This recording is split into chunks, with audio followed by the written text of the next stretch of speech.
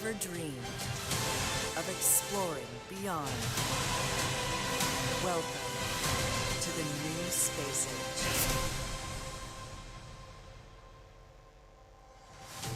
Virgin Galactic. Space for the curious.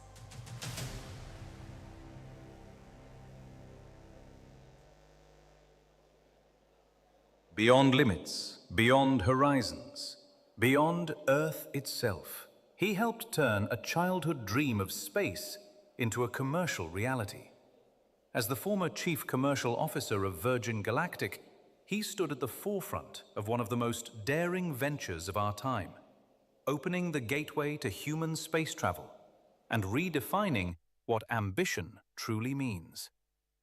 Today, as board member and trustee of Virgin Unite US, he channels that same bold energy into purpose-driven impact, proving that when vision meets courage, industries transform.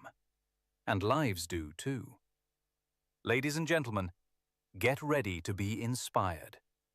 Please welcome to the stage, Mr. Stephen Attenborough.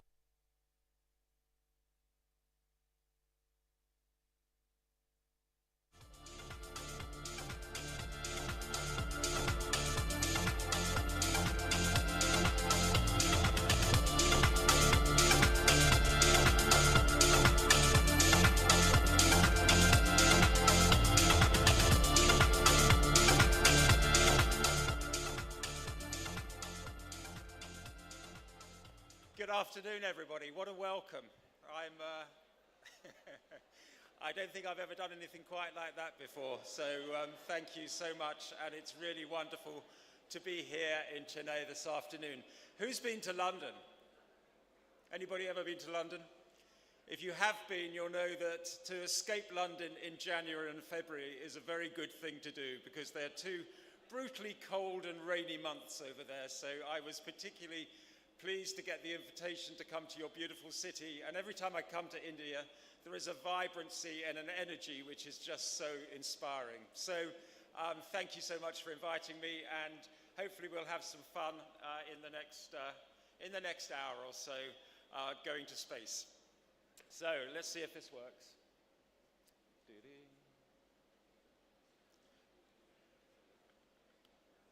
Okay, we had to. Okay, there we go, there we go. I always say, you know, getting to space is hard, but getting PowerPoint to work is even harder sometimes. So anyway, I thought, what shall I use for the title of my speech today? It's a title I've been using for many years, actually, and you may be sitting there thinking, well, that's a bit arrogant, a bit presumptuous, and maybe it's not even accurate, because as we all know, space is actually SpaceX territory these days rather than Virgin territory, perhaps. But I always liked it. It was a good play on words. I can now use this to walk around a little bit, which is even better. It's a good play on words. So please don't think it's arrogant or inaccurate. It's not supposed to be. But the reason that I use it, firstly, is because my story about space is obviously about Virgin territory, in that I had the enormous privilege to be the founding employee of the world's first commercial space line, Virgin Galactic. And over 18 years, it was the most remarkable journey in opening space to people like you and me. The other reason I put it up there is just to give that sense that when we're talking about space, it is so exciting, because it is literally Virgin territory. And we are now living at a time where that territory is beginning to open up to entrepreneurs and to business people, and we can really start to use space for the reasons I'll explain as we go through, to do some remarkable things to preserve this precious life we have down here on planet Earth. So a little bit about me very quickly. As I say, I started working for Richard Branson and Virgin Galactic as the company was announced back in 2004. A company like that is very hard to leave, but I did leave a couple of years ago, really because we achieved two things.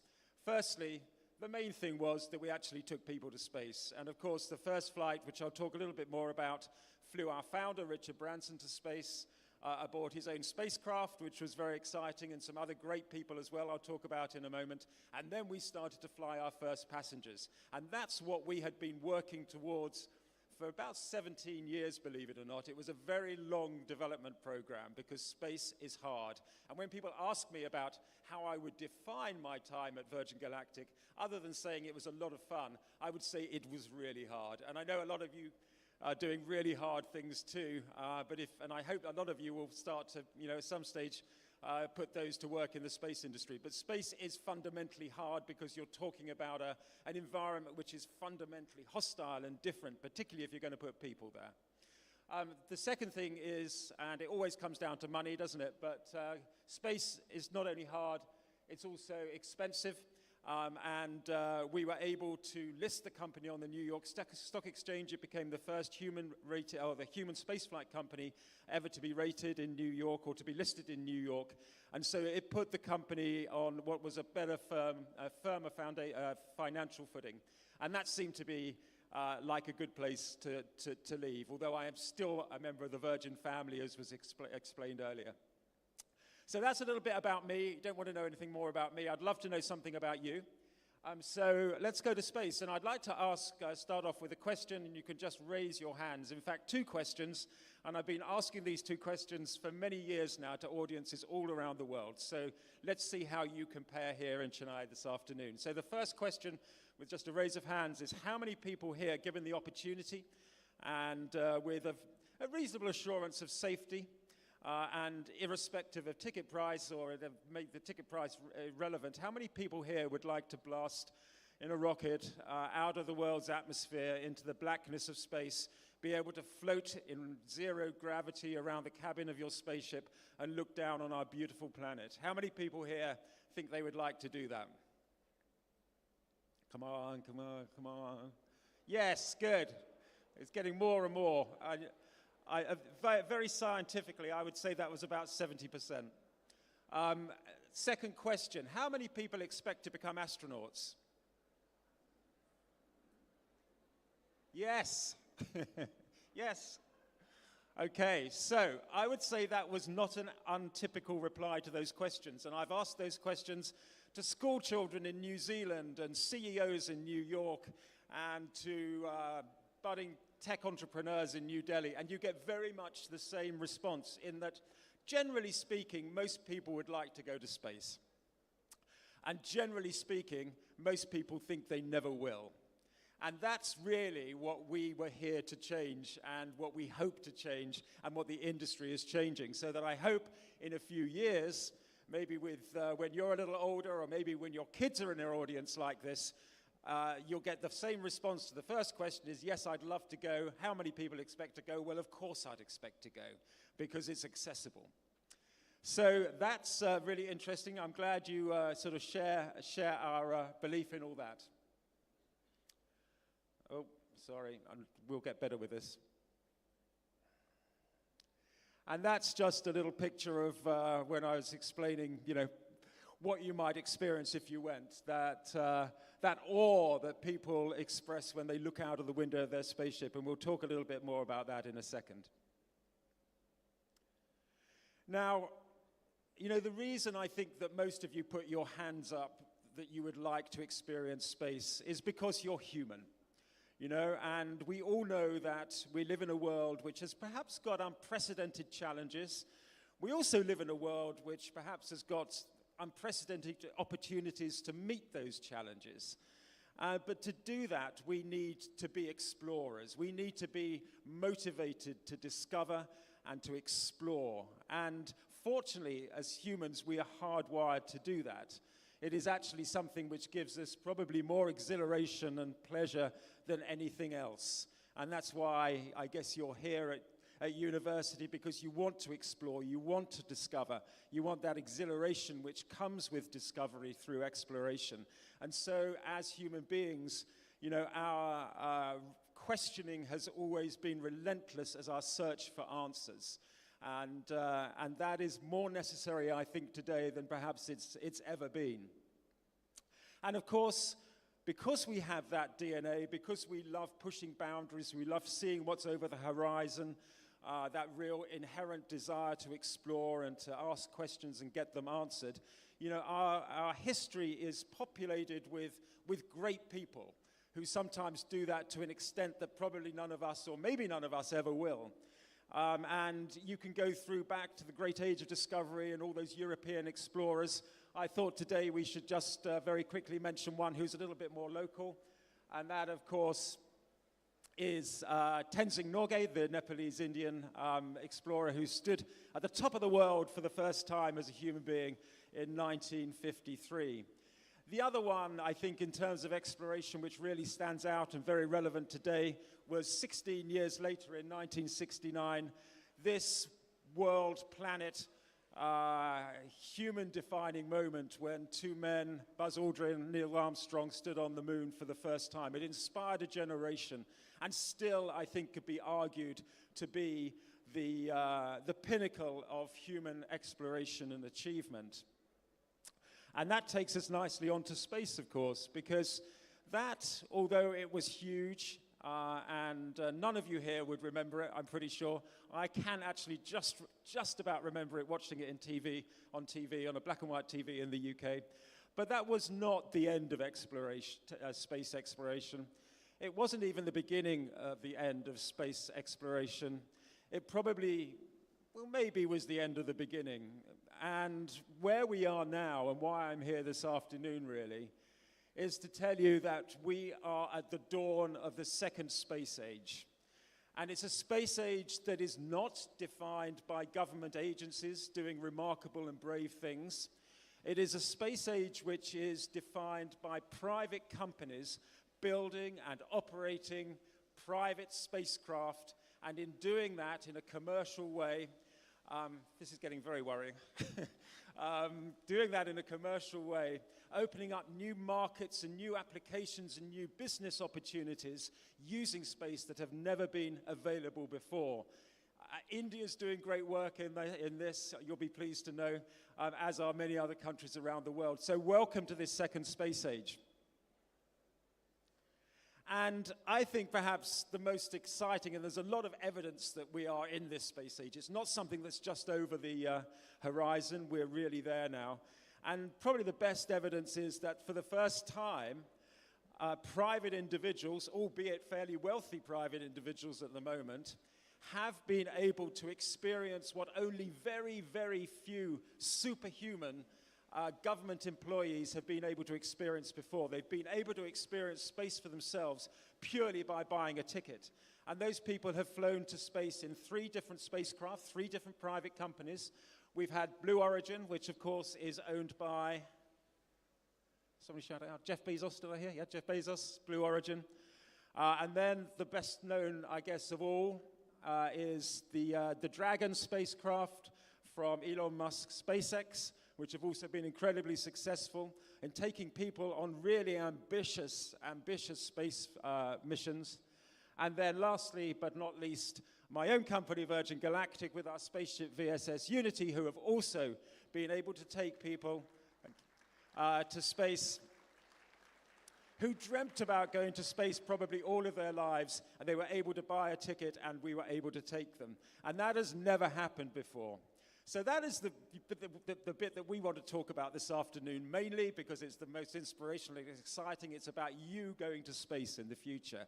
You know, not just the preserve of government astronauts.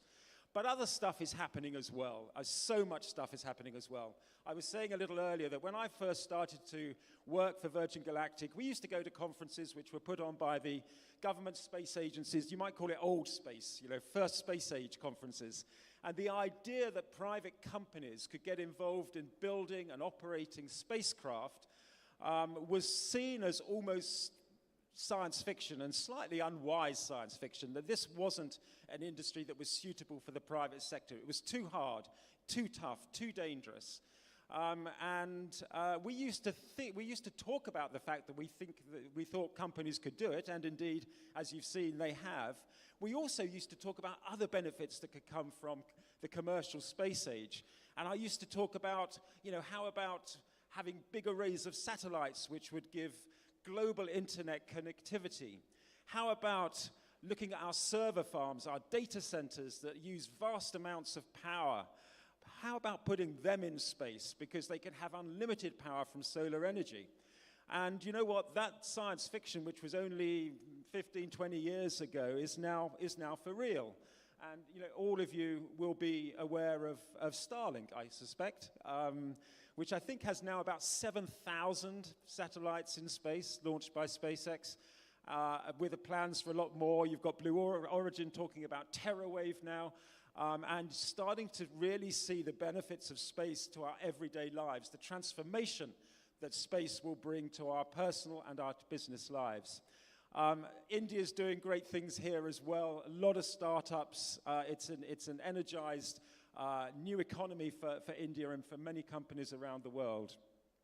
India, I should say, also, of course, although it wasn't a commercial space thing, but we shouldn't go away without mentioning that amazing lunar mission, which put the lander and the rover at the south pole of the moon in 2023, I think it was. Massively important to collect data about whether there is ice water there for future human bases, which will be used as bases to go and explore Mars and possibly beyond.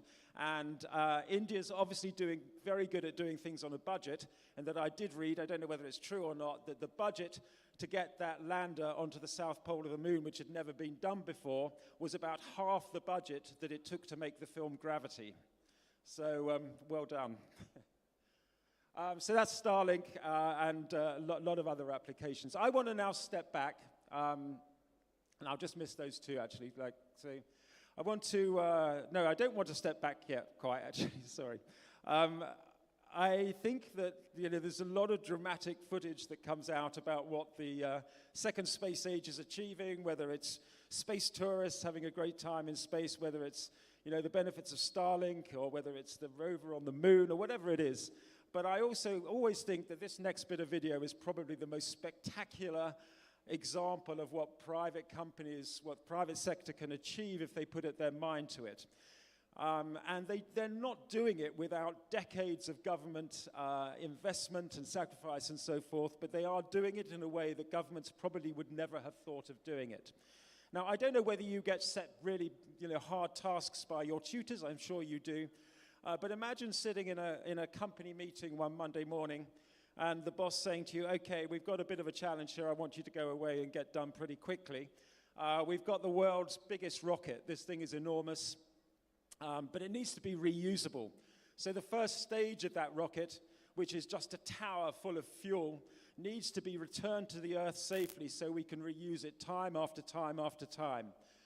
The downside is that this is truly big. I mean, the rocket is about 200 feet, or the first stage is 200 feet long. It's about as long as a 747, or about as high as a 20-story building. It weighs about 250 tons. It's going to be coming down from about 250,000 feet, falling at supersonic speeds. And what we need you to go and do is to devise a way of catching it. And I imagine people must have looked around the room and thought, are you kidding? But they went away and they worked on it, and eventually the time came to test it. And I'm sure many of you would have seen this, but it's still spectacular. So this was the SpaceX Starship test, which tested the recapture of the first stage for the first time.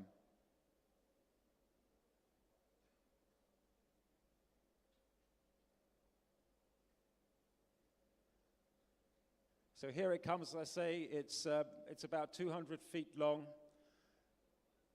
from 250,000 feet, 200 tons. And those are the chopsticks on a tower which is taller than the Statue of Liberty, catching it. And I think that's just a phenomenal piece of video.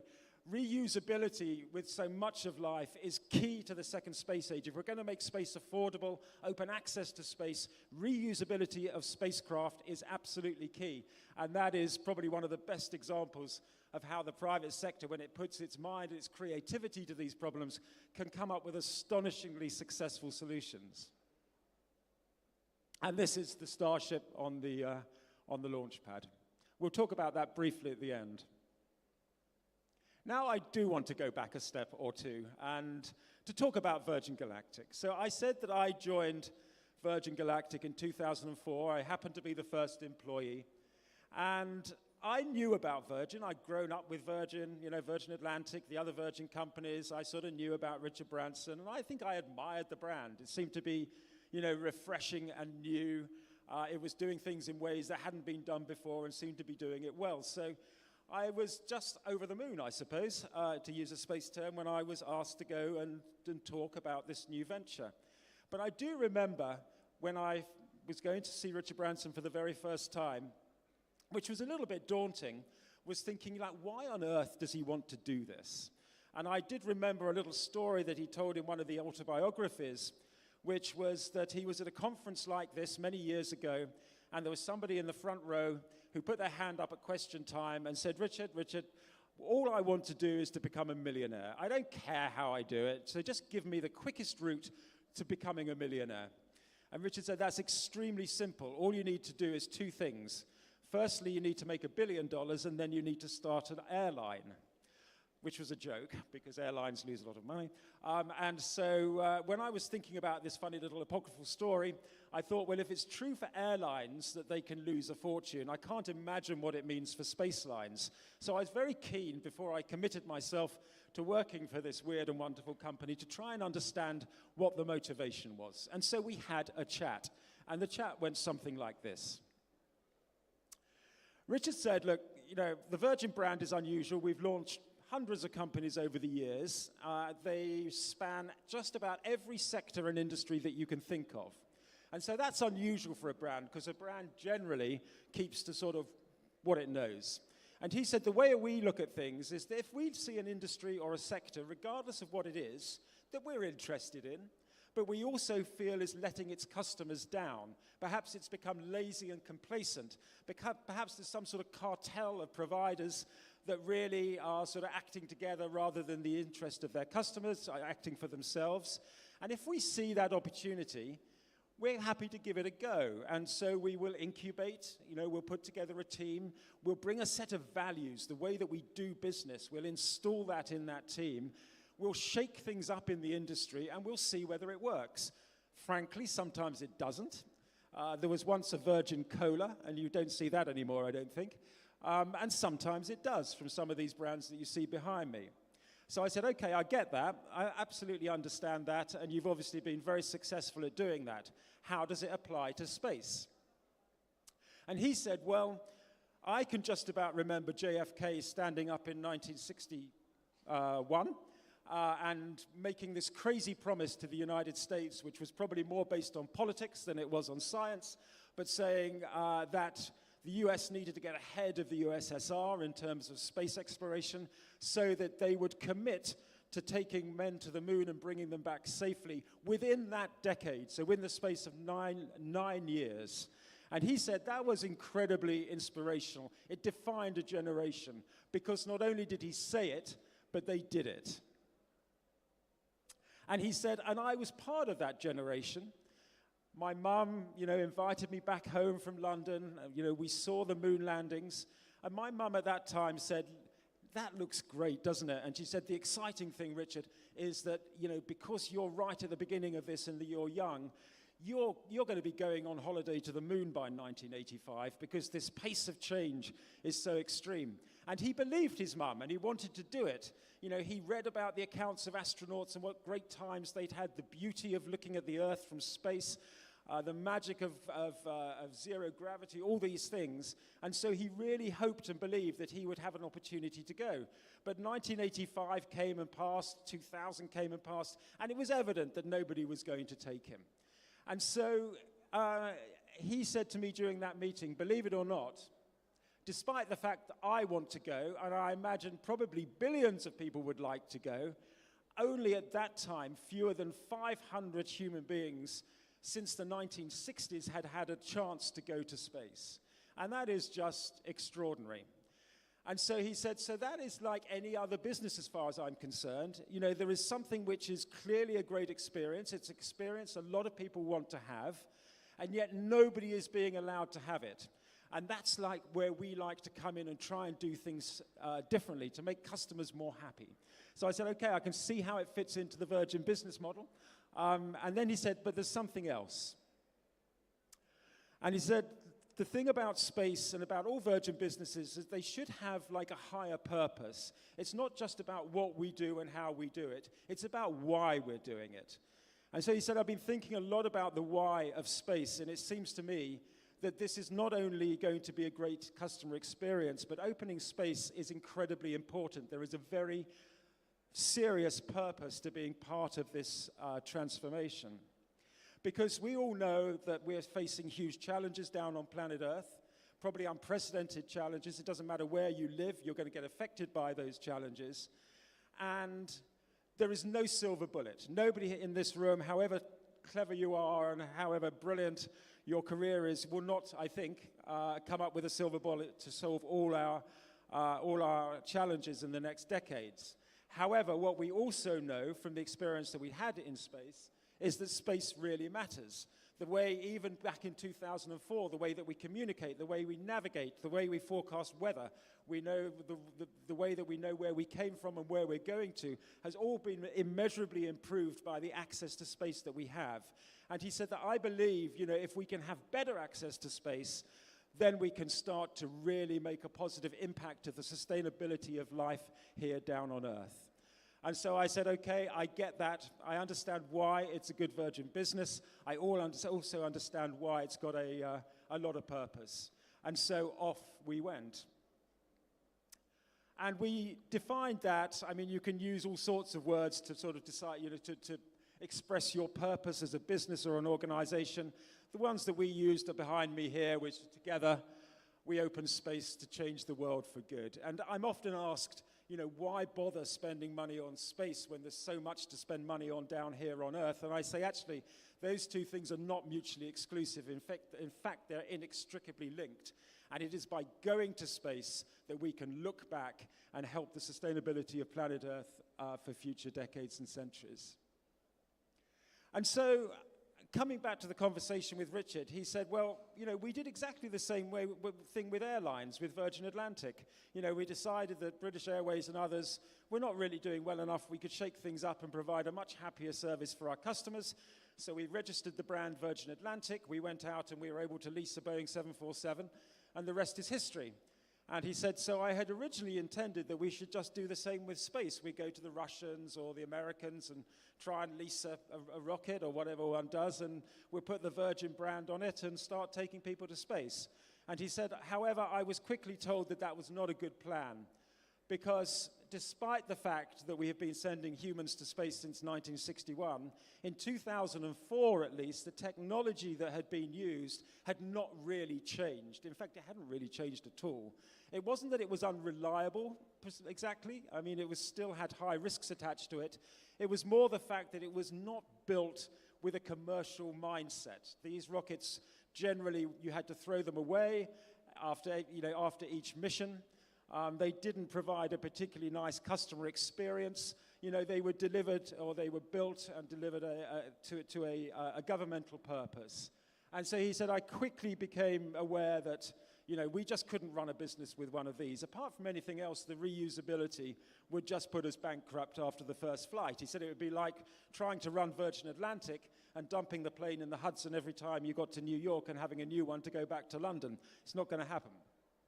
So he said, we've had to wait, but the reason I'm talking to you today in 2004 is because something has changed, and it's changed because of this man. His name's Burt Rutan. He's is an aeronautical designer from the US. Incredibly good mind when it comes to aeronautics, just a whole legacy of brilliant aircraft that he's designed and built. And for reasons I don't really have time to go into, Burt decided to build a spaceship. And when we understood the way he was thinking about that spaceship, and he was just building a prototype to win a prize, but we got very excited because we thought, actually, the way that he's thinking about this is the way that we're thinking about it. And if his technology flies successfully as a prototype, then we think we could take it to the next stage and make it commercial. So this is a slightly difficult slide maybe to encapsulate everything, but let me just try and explain quickly what I meant by his thought process. What Burt wanted to do was to look at each stage of spaceflight, so how you launch, how you boost your way into space, what you do while you're in the vacuum of space, how you come back into the atmosphere, and how you land your spacecraft back on planet Earth. He wanted to think of all those stages and say, how can I make it safer? How can I make it simpler? And this is what he came up with. So very briefly, rather than launch his rocket from the ground vertically, which means you need a lot of fuel because there's a lot of weight. If anything goes wrong in the first few seconds that the rocket is lifting off, it's very difficult to get the people out safely. So he said, why don't I just use an aeroplane to carry my spaceship up to 45, 50,000 feet where the air is nice and thin, so I don't need so much energy to go the rest of the way. I can drop my spaceship off at altitude from a very safe aeroplane. It'll have wings, so if there's any problem, it can glide back to Earth and sort things out. And we call that air launch rather than ground launch. And that was innovation 1, which is simple and it's safe. Innovation 2 was a rocket motor that he decided to use. This was called a hybrid rocket motor. And again, I'm not going to go into the science. It may not be the most efficient and capable rocket motor out there, but what it does give you is two very safe and simple factors. The first safe factor is that the fuel and the oxidizer are both benign, so you haven't got something when you mix becomes a hazardous mixture. The other thing is that you can turn it off at any time, so it's a controllable rocket motor. I think, though, that the most impressive thing that Bert thought about was how do I bring my spaceship back from space, where it's going to be traveling very fast, into the atmosphere. And it's a little bit like when you jump off a diving board into a swimming pool. If you get it right, it's fine. If you get it wrong, it can hurt a lot. And it's a little bit like coming back from space. And in fact, re-entry, as we call it, is in some ways the hardest bit. And so Bert thought about this because he thought, I don't want to involve computers. I don't want to have pilots flying it. I want this just to work time after time, even if everything else goes wrong. And he was thinking about this late at night. Possibly he woke up in the middle of the night, I don't know, I wasn't there, with this incredibly simple solution. And the inspiration for his solution was something incredibly simple, which was the shuttlecock, or the birdie, as they call it in the States. Now, if I had a shuttlecock with me and I was to throw it up high, you'd see two things happen. And I'm sure this is very obvious to you all as very technically astute people. But even if it reached the top of its apogee, the top of its flight, upside down, as it came down, it would turn itself the right way up. So it'd always come down ball first, feathers behind. The second thing is that it would come down more slowly than a tennis ball, of course, because those feathers, plastic or real feathers, provide drag. And so Bert said, what if I could make my spaceship, when it's in space where shape doesn't matter, I could make it from a plane into a shuttlecock. Then as it fell into the Earth's atmosphere, even if it was upside down, you wouldn't rely on a computer or the pilots to remedy that, because its shape would do it automatically. And then, rather than speeding through the upper atmosphere, getting very, very hot with the friction, perhaps like a shuttlecock, I could slow it down aerodynamically. So for those that are now struggling a little bit to understand how you make a spaceship into a shuttlecock, this is how you do it. So that is the Virgin Galactic spaceship in what they call the feathered configuration. And so you can see that the tail booms from the space plane are rotated up about 60 degrees of the fuselage, and that is specifically designed to do exactly what I've just said. So even if the spaceship tumbles into the atmosphere, upside down, any sort of angle, it will always put itself into the right angle of attack for the re-entry. No computer, no pilot needs to do that. And the second thing is that these inverted or rotated tail booms act as giant air brakes, so powerfully slowing the spacecraft down, meaning it doesn't need a lot of thermal protection, and meaning that it can be used many, many times. So this was the brilliant bit about it. And so we have a phrase at Virgin when we think we don't know everything, but we know enough to have a go, and that phrase is screw it, let's do it. And with Virgin Galactic, we said screw it, let's do it, and off we went. The first thing we did, and I think this was a really great thing to do actually, and if any of you decide to start your own businesses, you might remember this in the future, is always make sure that somebody wants to buy it. You know, there is a danger that you come up with something that you really love, that you think is really brilliant and nobody really shares your view. And that can be very expensive and a waste of your life and time. And so we were pretty sure that people did want to go to space, but we wanted to make sure that we could actually sell tickets at a commercially sensible price. There was a readily available market. And so we set up a little website. We said, look, we don't know what the spaceship's going to look like. We don't know, who's going to be eligible to fly. We don't know really what the flight's going to be like. But anyway, we're going to give it a go. And if you'd like to be one of the first passengers and join our journey, could you send us a check for $200,000? And we were a little bit sort of, I'm not sure this is going to work or not, but it did. And there are a lot of people out there that said, if I ever have $200,000, of course I'm going to spend it on a space ticket. But there are also people out there that are so important to new entrepreneurial and bold businesses, which said, look, I know how important early customers are, and so I am willing to make this to make this move now in order to help you in the road to success. And so we built an incredible community over the years of what we call future astronauts, people from all over the world, including India, who paid their deposits and joined our journey to commercial operations. And two things I learned about getting customers into a business early. Firstly is that I think you design a better product because you're actually talking to the people from the start that are going to be using your product. The second thing is that if things go wrong during that or go amiss during that journey of development and testing, you have, in our case anyway, the best ambassadors that you could ever hope for, who will be by your side and on your side, regardless of the terrain, as you do tough things. And both those elements of having early customers definitely helped us to reach a successful outcome.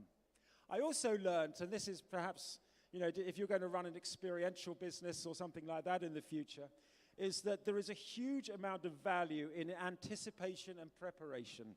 And I guess you know that in some ways for your own trips and holidays and so forth. And what we achieved with this community of people waiting to go to space was more value to our product, because in order to prepare and to anticipate with other people on the same journey, really, I think, sort of added value in as much, or to the extent that in latter years, the community pre-flight was not quite as important as the flight itself, but it was definitely part of our product. So, again, I hope something of a useful tip. And then we went out and built the hardware, and that, of course, is the exciting stuff. So if you've been listening, you know that we had to build two vehicles, not one, because we're air-launched, not ground-launched. The first was this.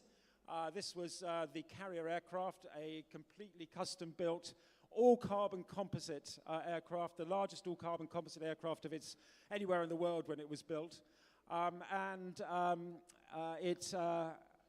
We called her Virgin Mothership Eve. Eve was the name of Richard Branson's mother, and he said, if you're going to have a mothership, you have to call it after your mother, otherwise you're going to be in a lot of trouble, so Eve it was. It looks almost like two aeroplanes joined together.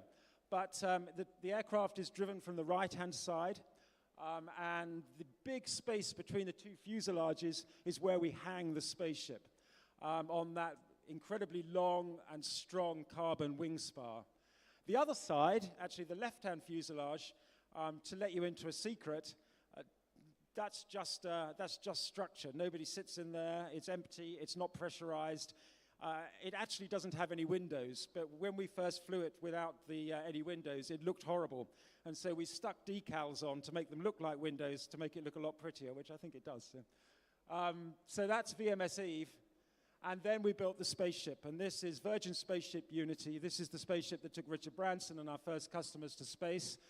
And it's beautiful, isn't it? I mean, I think it's almost understated in terms of how difficult it was to build this thing, because although it looks a bit like maybe a shiny private jet or something, what's packed into this vehicle had never been packed into any single vehicle before.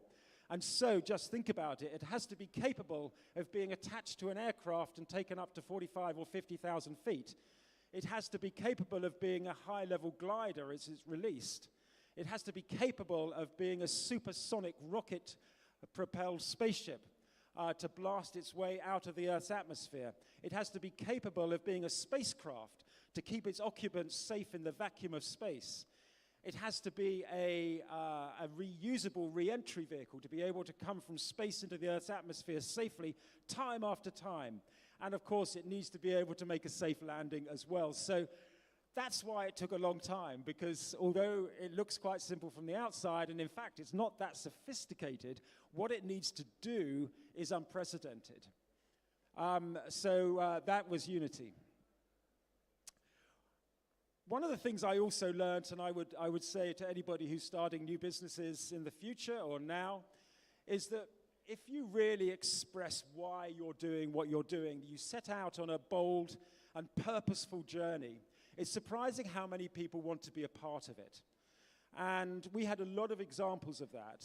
The people that came forward and said, look, we understand what you're doing. We think it's important as well. And if we can help, we will. Our customers were like that. But so was Bill Richardson from New Mexico. He was the governor of New Mexico back in 2004-05. And to paraphrase a conversation, he had always believed that New Mexico was an ideal location for the first inland private spaceport. It had good weather, it had unpopulated space, it had altitude, it had closed airspace because of the White Sands Missile Range. Anyway, he came to us and to Richard Branson and said, look, if you bring me a space line, I'll bring you a spaceship. Spaceport, sorry. If you bring me a space line, I'll bring you a spaceport. And we said back, look, if you build us a spaceport, we'll bring you a space line. And it was almost done on a handshake. And I can remember being out in the desert in New Mexico, very beautiful, in 2005, just after this handshake was made, and a commitment for us to come to New Mexico and for New Mexico to build us a spaceport to house our operations in, looking around me at the desert and saying, there's no way this will ever happen. I just cannot believe that something like this, with its boldness and its risk, is going to get off the ground. Just a few years later, we had the most incredible Spaceport America. It's the world's first purpose-built commercial spaceport. It's where Virgin Galactic runs its operations from. It's where, as astronauts, you will come to train, and that's where you'll fly to space from and where you'll return to space to. And it's designed by Foster & Partners, and if you're ever in New Mexico, go and see it, because it's a fabulous one-of-a-kind. The other thing I put in here, a little bit at the other end of the scale, but there's a bit of an Indian connection here. Another company that came out and said, we'll help you use our brand to get you where you need to go because we believe in what you're doing, was Tata owned Range Rover. So Range Rover and Land Rover became our automotive vehicle partner. This one actually was called the Astronaut Edition Range Rover. And we designed that with Range Rover so that it was only available if you had a ticket to go to space. And believe it or not, sold quite a few around the world. So not really about the Range Rover. It's more about the fact that when you set off on these purposeful journeys, companies and individuals come out of the woodwork and say, yeah, we want to help you achieve your aims. So I'm now going to take you through what it's going to be like when you travel to space with Virgin Galactic. And I'm sort of using Richard Branson's flight for this, but it could be any of those commercial flights. So you will have bought your ticket maybe a few years ago, maybe in the future. It'll only take a couple of months between buying your ticket and flying. And you will have prepared mentally, of course. You will have anticipated, maybe for years, what this experience is going to be like. You will have read the accounts of astronauts of the past and the transformational effect that their flights have had on them. And the day has arrived for you to go with your family to Spaceport America. For the first 5 or 6 days before your flight, you're going to be at Spaceport America with your fellow crew, with your pilots, with the operations team, really getting to know everything about the flight that is coming up. A lot of that training none of that training really means that you have to have special skills. We don't need pilots, we don't need engineers, I'm sorry. But what we do need is people to have a great time. And a lot of that is to make sure that everything that happens is anticipated. So you're not always running to catch up with yourself in a trip which is absolutely defined by sensory overload. And so by the time of your flight day, you're going to be really wanting it to happen. You're going to be wanting to go. You're going to feel confident. You're cool. You're going to know who you're flying with, which seat you'll be flying in. You'll know everything about that flight apart from what's it actually like to take it. Early morning, we'll wake you up. You'll go to the spaceport. You'll meet your fellow crew there. You'll put on your beautiful spacesuits, and you'll walk through the astronaut lounge where your friends and family will be cheering you on, wishing you good luck, have a fantastic flight. You'll jump into one of the cars, maybe a Range Rover, and you'll drive to the end of the runway. It'll be very early morning, just before dawn, and as you arrive at the end of the runway, you'll see the spaceship is attached to the aircraft. The aircraft engines are running. You climb on board the spaceship. You'll know how to sit in your seat. You'll know how to put your seatbelt in. But the astronaut trainer will come around, make sure you're comfortable, and then the door shuts, and this is it. And then the first part of the space flight is actually reasonably sort of familiar, because you're going to be going down a runway and taking off, as you probably have done 100 times before, but never in New Mexico in a spaceship attached to an aircraft. So familiar but different, and that's quite a nice way to start, because things become very different from there on. And then for the first 45 minutes or so, as you're circling up to launch altitude, you'll be maybe contemplating everything that you've learned. Maybe you'll really be anticipating what you want to get from the few minutes that lie ahead of you. Maybe you'll be chatting to your fellow crew and your pilots. But it's a time of preparation to make sure that you're absolutely ready for what happens next. So at about 45,000 feet, when all the checks are done with mission control back at the spaceport, the pilots of the spaceship will turn around and say, "Is everybody ready to go?" And one of the key bits of the training is that when you're asked that question, you all say yes. So there'll be a big thumbs up from everybody saying, "We're ready to go." The pilots in the aircraft will then push a big button, and the spaceship is released. It drops away from the aircraft at about 45,000 feet. A little bit of a sinking feeling in your stomach, a little bit like going over the top of a roller coaster, but you lose the noise of the jet engines, so that's nice. And you go into a glide, and it's all pretty calm and nice. And then you'll hear the pilot say, "Fire." And the second pilot repeat the instruction, "Fire." And then the world in your cabin changes really dramatically, because the rocket motor behind your head lights up. You're horizontal at that point, and it will just push you ahead with a G-force that you probably will never have experienced before. We take about the same time to get to the speed of sound as your average family car gets to take to the speed of 60 miles an hour. So it's 3 to 4 Gs straight on your chest, incredible acceleration, the rumble of the rocket motor, and that's going straight forward. As we go through that supersonic zone, transonic, you'll feel a little bubble, and then the pilots will pull the nose into a vertical ascent with the same rate of acceleration. So those 3 to 4 Gs of acceleration continue for a full minute. You're weighing 3 to 4 times what you normally weigh. The sky outside the window is turning from blue to purple and finally to black as you escape the Earth's atmosphere. And just as you're getting used to that, the rocket motor turns off, because we have gone high enough and we're going fast enough to take you to where we want to get you in space. And suddenly, from the noise and the vibration of the rocket motor, there is no sound at all. There's no atmosphere outside. There's no machines going on inside the spaceship. It's completely silent, the silence of space. From weighing 3 or 4 times what you normally weigh, you weigh nothing at all. And then the pilots will say to you, "You're free to leave your seats." And so you'll just unclip the little seat restraints. They will float gently off your shoulders. All you need to do is to put one finger on the arm of your seat, and you'll just drift up into the cabin. And for a few minutes experience that incredible joy of no gravity. You know, the 1G is pretty useful to us here on Earth, but to escape it for a few minutes is also a pretty wonderful experience. And so I think there'll be some somersaults, you know, and a little bit of messing around in that weightless environment, exploring the spaces. But I think what most people do and will want to do as quickly as possible is to drift up to one of the large windows. And this is the pinnacle of the trip. There is something that was a phrase which was adopted by government astronauts called the overview effect. And though no government astronauts were paid to go and look out of the window, all of them did.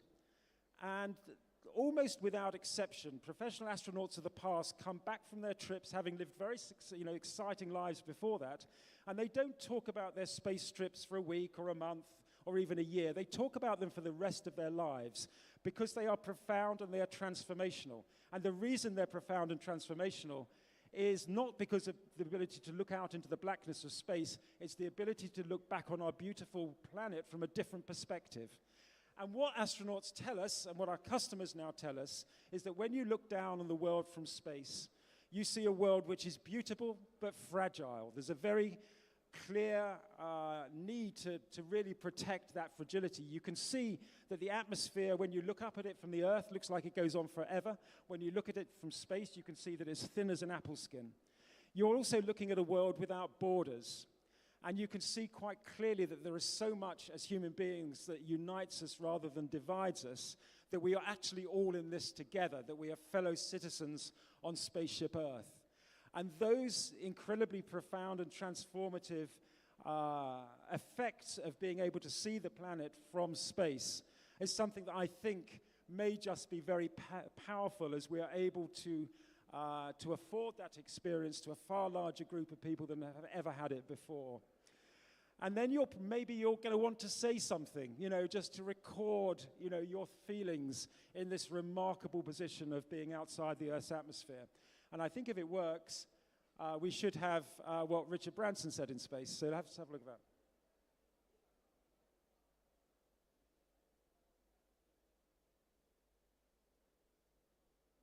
Come on.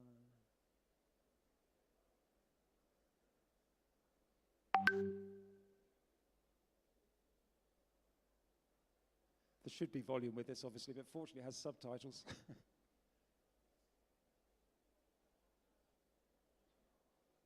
Beautiful, beautiful Earth. To the next generation of dreamers, if we can do this, just imagine what you can do. Hey!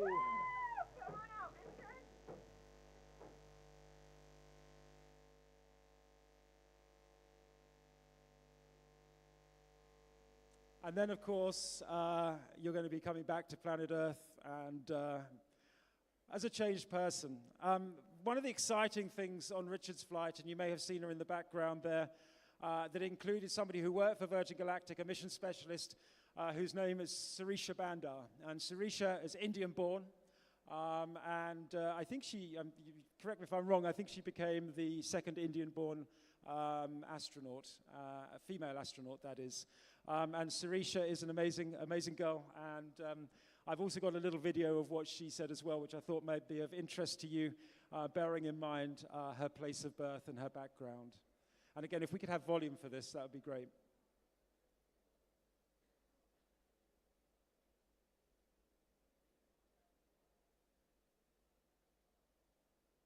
The view.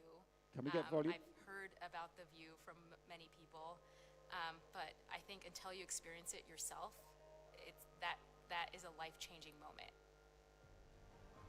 And as Virgin Galactic flies our future astronauts, as we fly more people with diverse backgrounds, diverse cultures, coming from different communities, it's going to create an effect that we haven't even imagined. It's just so incredible to be able to experience what I've been telling people is so great about this company. Virgin Galactic is just opening doors for people that never thought they could go to space. You may not have thought that this was ever a possibility, but carrying humans to space and back safely, we're opening the door for anybody and everyone that wants to go to space to have that opportunity to do so. Good on Sirisha.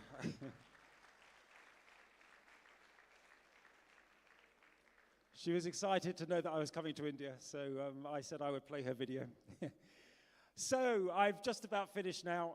I just wanted to have a look and sort of just a little look at the future. I mean, I would say that although we've made great strides, the future isn't completely clear.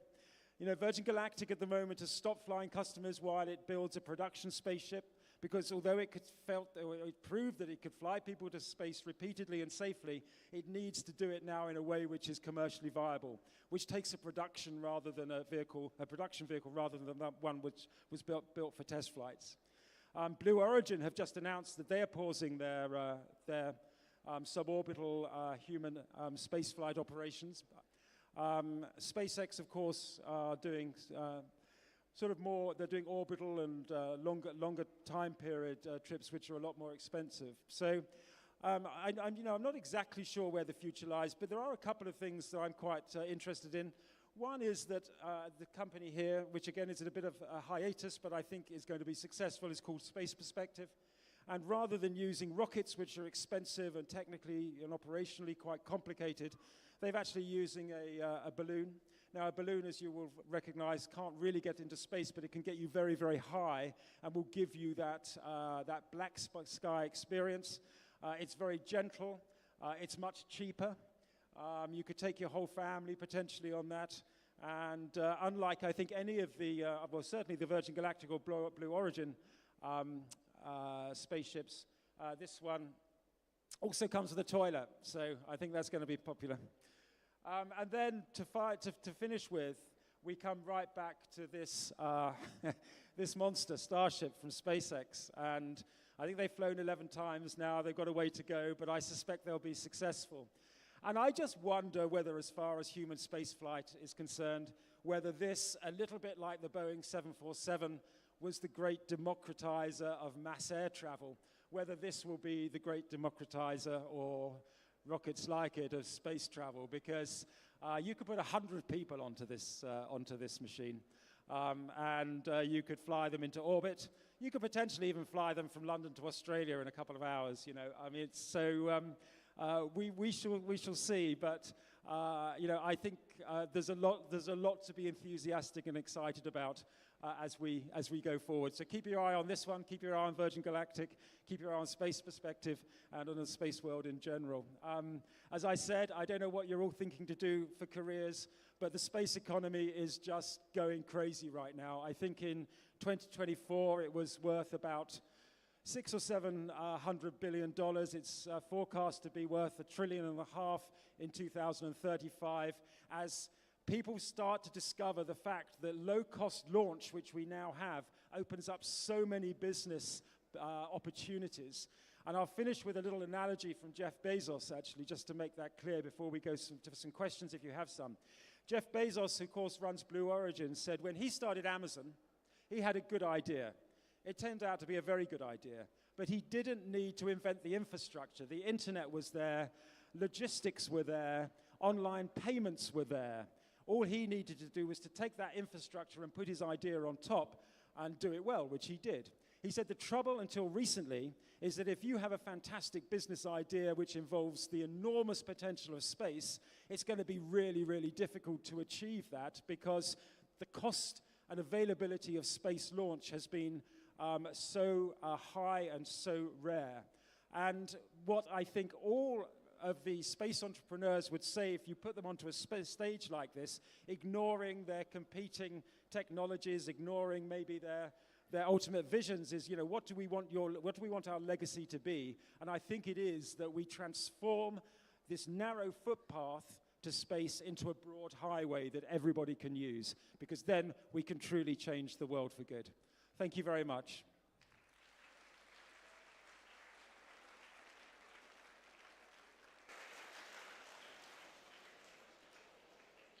I'm not quite sure where we are with time and questions, but if there are any questions, very happy to take them.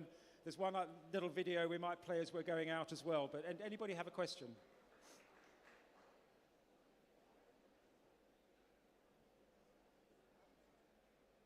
Right in front here, yeah. Hello.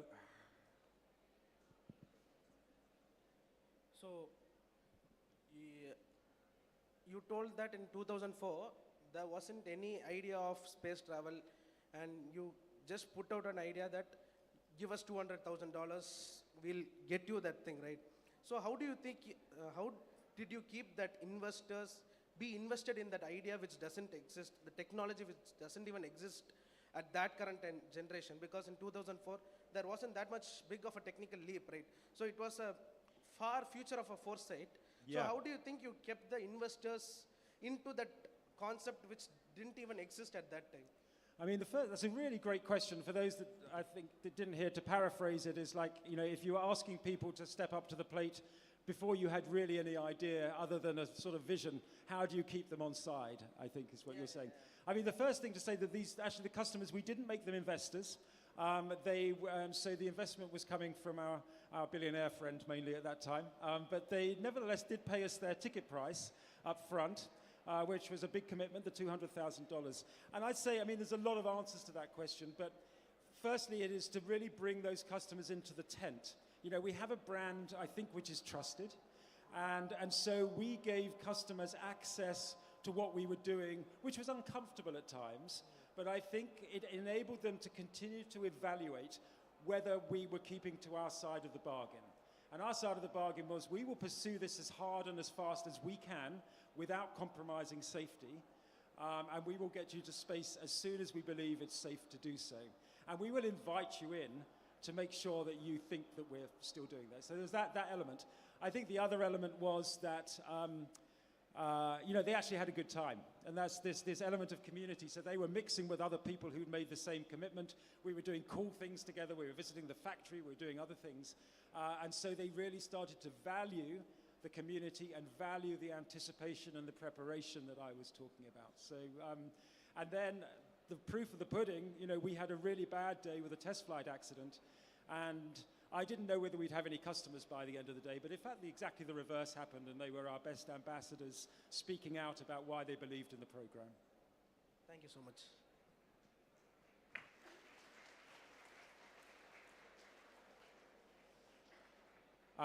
Anybody else?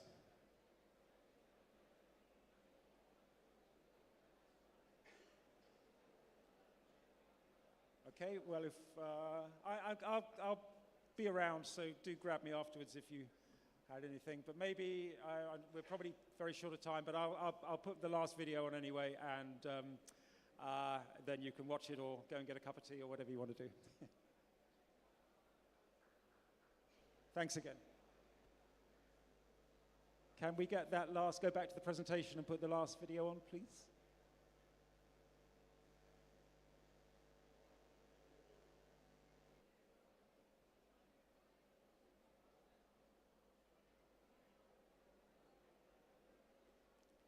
Do I need to click?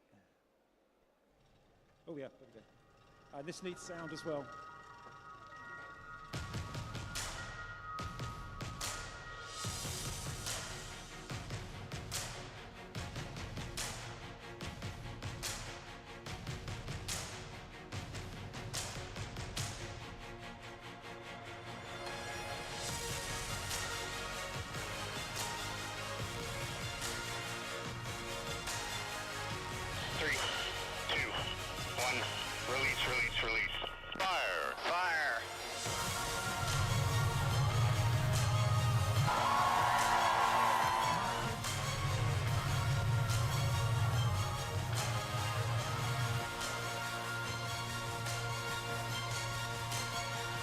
Welcome to space. Beautiful.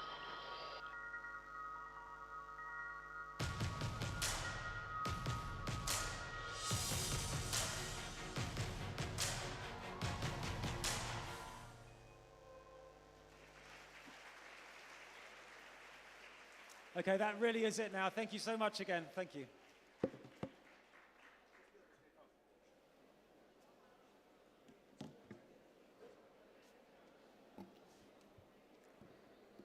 Thank you, Mr. Attenborough. Today, you didn't just explain how astronauts reach space. You made us experience the journey with your beautiful words. From liftoff to orbit, you carried us beyond skies and into the extraordinary. We are truly grateful to have hosted you. It has been an honor, sir. I now call upon our principal, Dr. S.N. Murugesan, sir, to honor our guest speaker with a memento.